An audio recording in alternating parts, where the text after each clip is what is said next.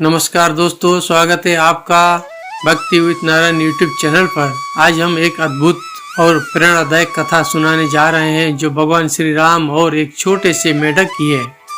यह कथा भगवान के भक्तों के प्रति करुणा और प्रेम का अद्भुत उदाहरण है। जब भी हम भगवान की शरण में आते हैं और उनकी कृपा के पात्र बनते हैं, तब हमें उनकी दया और आशीर्वाद का अनुभव होता है। हम सब ने बचपन से ही रामायण की कथाएं सुनी है, लेकिन श्री राम के जीवन से जुड़े हर छोटे छोटे प्रसंग में गहरे अर्थ और सीख छिपे होते हैं। आज की यह कहानी हमें यह सिखाती है कि भगवान की कृपा और उनकी भक्ति के लिए न कोई आकार मायने रखता है, न कोई बल। एक छोटे से मेढक ने अपने भक्ति और समर्पण से भगवान श्री राम का हृदय कैसे जीत लिया। आइए हम इस प्रेरणादायक कथा को सुनते हैं और इससे मिलने वाली शिक्षा को अपने जीवन में अपनाते हैं। तो चलिए शुरू करते हैं श्री राम और मेढक की ये अद्भुत कथा, जो न केवल हमें भक्ति का महत्व सिखाती है, बल्कि जीवन की कठिनाइयों में भी भगवान पर अटूट विश्वास बनाए रखने की प्रेरणा देती है। वनवास के समय भगवान श्री राम माता सीता और लक्ष्मण जी के साथ विभिन्न वनों में भ्रमण कर रहे थे। यह वही समय था जब श्री राम अपनी धरती माता के कण कण को अनुभव कर रहे थे और हर एक जीव जंतु से जुड़े रिश्ते को भी देख रहे थे। एक दिन ऐसा हुआ कि श्री राम, लक्ष्मण और सीता एक नदी के किनारे विश्राम के लिए रुके। उस दिन का दृश्य अत्यंत शांत और मनोरम था। सूर्य अस्त हो रहा था। पंछियों की चहचहाट और ठंडी हवा ने उस शाम को और भी अद्भुत बना दिया था। श्री राम अपने भाई लक्ष्मण से कह रहे थे, लक्ष्मण, इस वन का वातावरण कितना शांत और दिव्य है। प्रकृति के बीच रहकर ऐसा लगता है मानो हम धरती माता के बहुत करीब आ गए हैं। हर जीव, चाहे वो कितना ही छोटा क्यों न हो, अपने तरीके से सृष्टि की रचना में योगदान दे रहा है। लक्ष्मण जी सिर हिलाते हुए श्री राम की बात से सहमत हो गए। तभी अचानक श्री राम के कदमों के नीचे एक हल्की सी हलचल हुई। उन्होंने महसूस किया कि उनके पाँव के नीचे कुछ जीव दब गया है। श्री राम ने तुरंत अपने कदम वापस खींचे और देखा कि उनके पैरों के नीचे एक छोटा सा मेढक फंसा हुआ था। श्री राम चौंक गए और उन्होंने मेढक को ध्यान से देखा। मेढक बहुत शांत मुद्रा में बैठा था और वो किसी भी प्रकार की आवाज नहीं कर रहा था। श्री राम ने कोमल स्वर में मेढक से पूछा, हे मेढक, जब मैं तुम्हारे ऊपर से गुजरा तो तुमने कोई आवाज क्यों नहीं की? तुम्हें तो दर्द हुआ होगा, फिर भी तुमने अपनी पीड़ा प्रकट क्यों नहीं की?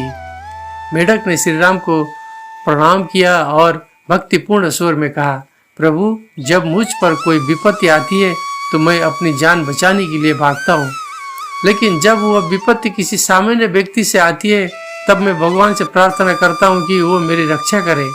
परंतु आज जब विपत्ति आपके चरणों से आई है तो मैं कैसे भाग सकता हूँ? आप तो स्वयं भगवान है और आपके चरणों से मुझे केवल कृपा ही आशा है, न कि भय की। यह सुनकर श्री राम का हृदय द्रवित हो गया। उन्होंने मेढक को अपने हाथों में उठाया और प्रेम पूर्वक मुस्कुराते हुए कहा, हे छोटे जीव, तुम्हारी भक्ति और समर्पण ने मुझे बहुत प्रभावित किया है। तुम्हारी यह बात सिखाती है कि जब हम भगवान के प्रति पूर्ण विश्वास और समर्पण रखते हैं तब हमें किसी भी प्रकार का भय नहीं होना चाहिए। मेढक ने भगवान श्री राम के चरणों में सिर झुकाया और नम्रता से कहा, प्रभु, मुझे केवल आपका आशीर्वाद चाहिए। आपके चरणों की धूल भी मेरे लिए सबसे बड़ा वरदान है। श्री राम ने प्रेम पूर्वक मेढक को आशीर्वाद दिया और कहा, तुम्हारी भक्ति अमर रहेगी।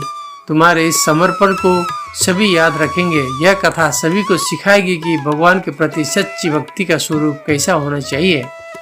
दोस्तों, श्री राम और मेढक की अद्भुत कथा से हमें कई गहरे अर्थ और शिक्षा प्राप्त होती है। इस कथा से पहला शिक्षा, भक्ति का आकार और स्वरूप नहीं, भाव महत्वपूर्ण होता है। श्री राम और मेढक की इस कथा से यह सिद्ध होता है कि भगवान के प्रति भक्ति के लिए बाहरी रूप, आकार या स्थिति का कोई महत्व नहीं होता। भक्ति का महत्व केवल भक्त के मन की सच्चाई और समर्पण में निहित होता है। चाहे व्यक्ति कितना भी छोटा या साधारण क्यों न हो, अगर उसकी भक्ति सच्ची और निश्चल है तो भगवान की कृपा उस पर अवश्य होती है।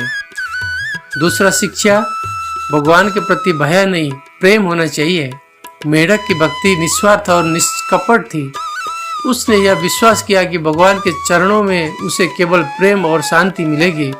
इस कथा से यह संदेश मिलता है कि भगवान से भयभीत होने की आवश्यकता नहीं है।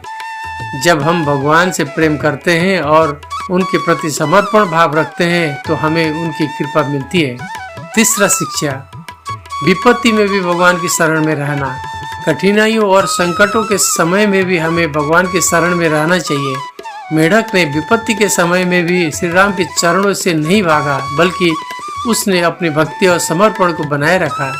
इससे यह शिक्षा मिलती है कि कठिनाइयों में भी हमें भगवान पर अटूट विश्वास रखना चाहिए और उनके प्रति समर्पण बनाए रखना चाहिए। चौथा शिक्षा, भगवान की कृपा सभी पर समान होती है।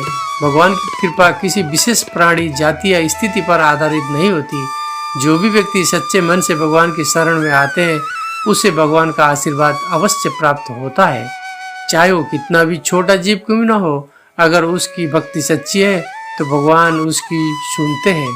अगर आपको ये कथा पसंद आई हो तो हमारे चैनल भक्ति विद नारायण को सब्सक्राइब करें, वीडियो को लाइक करें और इसे अपने दोस्त और परिवार के साथ शेयर करें। हमारे साथ इसी प्रकार की और भी प्रेरणादायक कथाओं के लिए जुड़े रहें। धन्यवाद। जय श्री राम।